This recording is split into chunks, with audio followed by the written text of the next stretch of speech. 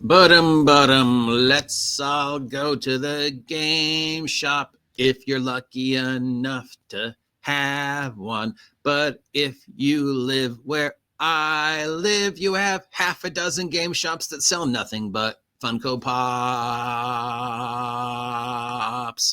Hello and welcome from February 31st. It is I, your favorite idiot, the OGGM, the man who does not support independent game designers. Here I am not supporting independent game designers. It's time to take a look at what are on the shelves of our friendly local game store. But don't take my word for it. If I see something that you like, give them a call. Let them know you wanted to have it in stock. And if they don't have it in stock, ask them if they can special order it. But please do not get angry at them if it's not in stock. Remember, we are still dealing with the fallout of the bankruptcy of Diamond and all its affiliates, and we will probably be feeling the repercussions of that for another year or so, if not longer, considering they somehow went into multi-million-dollar debt and owe several companies significantly large chunks of money. And we're not talking like, oh, I owe those guys a couple grand. No, we're talking like, I owe those guys $9 million. I don't know how we missed that. How did you, I can understand a couple grand getting into debt, several million to several different companies. I mean, isn't there somebody whose job it is to make sure that that doesn't happen? Unless, of course, he was stealing from you. I've watched enough crime television shows to know. Meanwhile, let's see what's on the shelves. And right now, this is for Symborium. I know you can't tell because it's a really bad picture. I don't know if that was intentional or accidental. We either have a man with 1, 2, 3, 4, 5, 6, 7, 8 arms, or 2 arms and a really weird billowing cloak, and he's wearing bunny ears, or she's wearing bunny ears. I'm not sure what's going on with this picture. I don't think it's AI, but it could be AI. Anyways, this is for Symborium. It's called City of the Eternal Euphoria. It's a $42 hardcover supplement for the Symborium role-playing game, which is the fantasy game from Free League, one of the fantasy games from Free Leagues.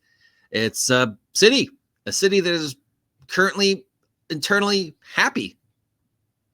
That's a difference. Mostly all the cities are grim and dark and overrun with corruption and death and grief and horrible places to live and hubs of adventure, skullduggery. But this is the City of Eternal Euphoria.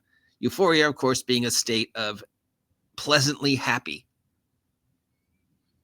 Everything's great. It's spring. I'm happy. I'm just going to go out and enjoy my day. Not going to argue with my neighbors. Just enjoy the sunlight. This is an internally euphoric city. Everything is just awesome. Everything is awesome in the City of Eternal Euphoria. Everything is awesome when you're playing Free League publishing games. I mean, why wouldn't I want to live in the City of Eternal Euphoria? Nothing bad happens. Everybody's happy. The Triangle Agency is back once again. This is from Haunted Table. It is the unique D4 dice pool system. $89 gets you the briefcase collection. $60 gets you the core rulebook. $30 gets you the supplements. $13 gets you the character keeper. And $11 gets you the dice. So this is the Triangle Agency 1980s themed idea of another agency, secret agency dedicated to protecting the world from horror. We've got the Triangle Agency Normal Briefcase Collection, where you play the corporate agents against horror set in the modern day with sort of a bit of 1980s feel to it.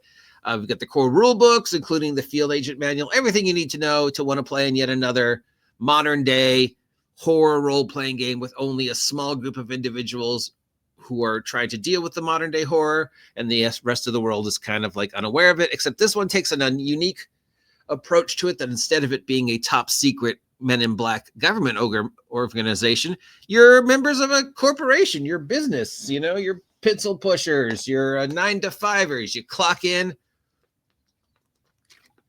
you go fight some bad guys, but then at 5 o'clock, you're like, okay, wait, do we clock out and come back tomorrow, or do we put in the overtime and save the world? And then the manager's like, I can't afford overtime this month, guys. You got to come back tomorrow. And you're like, oh, sorry, I can't finish the fight today, bad guy. We got to clock out. Boss says no overtime this week. And the bad guy's like, yeah, same with my boss. I don't know. It's different. It's definitely slightly tongue-in-cheek. The idea of a corporation being the ones dealing with the things man was not meant to know, and, you know, all the corporate bureaucracy, as well as, you know, slime. Like the Wolfram Ram and Heart. Remember Wolfram Ram and Heart from Angel, the Corporation of Evil? There we go. From Outland Arts, we have Mutant Epoch expansion rules for the Mutant Epoch. This is a D30 system. Somebody finally made a system for the D30. It's $40, where there's new things for the Mutant Epoch, including Vet Brain, Android, Beast Humans, Mutants, Flaws, NPCs, more post-apocalypse mutant fun. Another take on the Gamma World, Jack Vance, corrupt future, giant insect, late 1970s, early 1980s idea of the apocalypse, where, you know, everybody who survives is a mutant and there's talking insects and, you know, stuff. I don't know which is better of the multiple Gamma World clones. Obviously, my heart is a little bit more towards Mutant Crawl Classic, just because I love Goodman games and I love the wackiness of Dungeon Crawl Classic and Mutant Crawl Classic. But from what I understand, this game pretty much does the exact same thing of just, you know, taking the ideas from Gamma World, Omega World, whatever you want to call it, of the weird mutant future, and then just presents it in a different way. So, I mean, you can't go wrong with weird mutant future, if that's your thing. Ooh, pretty. From Soul Muppet Publishing, that's the best name for a game company this week, for Outlaw Blues and Orbital Blues. This is Orbital Blues is the sort of a space Western RPG made in the theme of Cowboy Bebop / Route 66 in space / My Goblin Space game. Was heavily influenced by Cowboy Bebop, Space Truckers, and this game. All right, I really like this game. It's lo-fi Western, sci-fi Western role-playing game. It's cowboys, outlaws, bandits, obviously influenced by Cowboy Bebop and that whole subgenre of just space Western. So also, you know, Firefly. Yeah, I really like Outlaw Blues. It was definitely part of the influence into creating my Goblin Galactic role-playing game. $50 for this, for the core rulebook.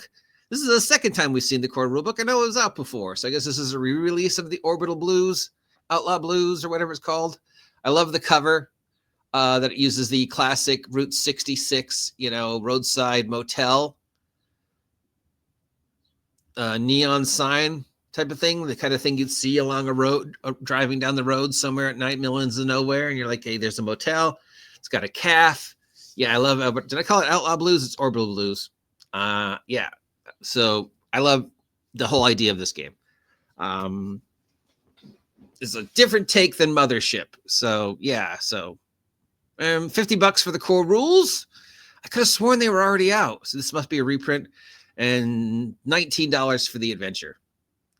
From Hit Point Press, we have Humblewood Tales and Astromorpheus, Lair of the Spider Lord. This is for Dungeons and Dragons Humblewood and Dungeons and Dragons Astromorphous. I guess these are 5e things that Hit Point Press made. For $50, you get Humblewood Tables, 5 new adventures set in the Humblewood setting. 60 new magic items, monsters, and NPCs. Then we have Astromorphous, Lair of the Spider Lord. It's a high-level adventure. I guess it's a sci-fi. It mentions things like black hole kings trying to take over the universe, white dwarfs, red giants, and black hole kings. Astromorphous. I don't know anything about Astromorphous. Let's look it up. Says John. Welcome to the website of John Sideris, Sideradis. We've got some weird looking pictures. We've got an art book called Astromorphous.